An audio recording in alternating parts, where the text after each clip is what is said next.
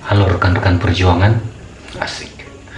Dimanapun berada, jumpa kembali dengan saya di Talvlog, sebuah channel yang berusaha membahas apa saja.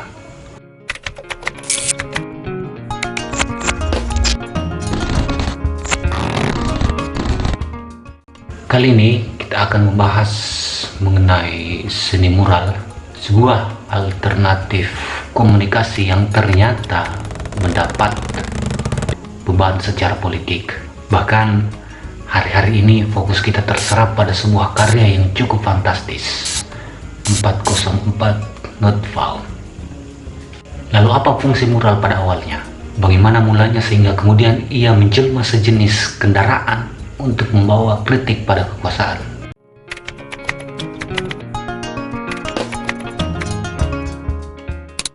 Pada awalnya, mural berfungsi sebagai alat untuk komunikasi yang tertuang pada sebuah dinding atau sebuah tembok, atau jika bagi zaman batu katakanlah, mereka sengaja membuatnya barangkali untuk mengatakan bahwa mereka atau kami pernah di sini. Maybe, mungkin saja. Dari sejarahnya sendiri, mural sesungguhnya telah ada di masa prasejarah sekitar 31.500 tahun yang lalu. Ditemukan dalam sebuah gua di Perancis, sebuah daerah bernama Les Jaux.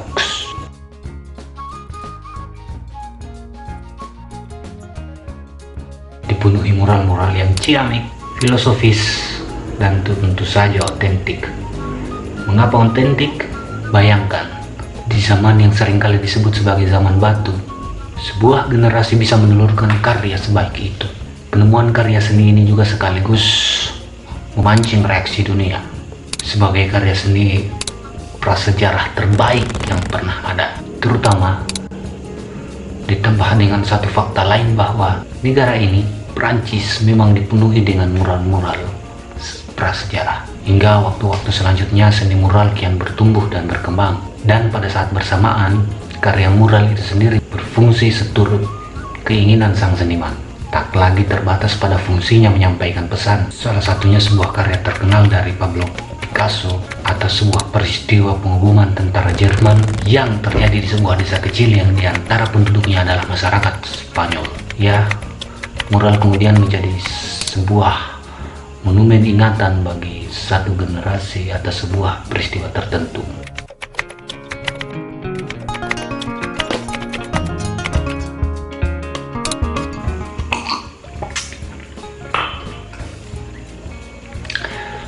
Di Indonesia, eksistensi mural justru muncul dengan cara yang relatif tak biasa, sekalipun dapat kita katakan dengan nilai estetik yang sederhana jika dibandingkan dengan karya mural yang belakangan ini. Adalah Tan Malaka, tokoh yang menginisiasi penggunaan mural ini selepas proklamasi kemerdekaan sebagai upaya untuk memantik gairah perlawanan bangsa Indonesia terhadap agresi Belanda, selain tentu saja untuk memantik mata sekutu dan pers dunia. Dan itu berhasil.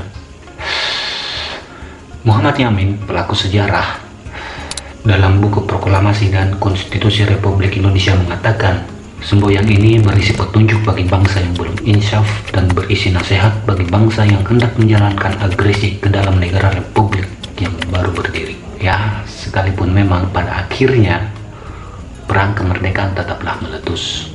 Dan kita tahu dari Tan Malaka dan propaganda muralnya, kita baru saja merayakan kemerdekaan Indonesia yang ke-76.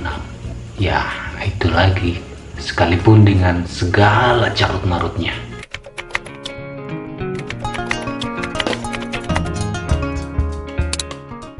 Dan ada apa dengan mural Jokowi 404 Not Found?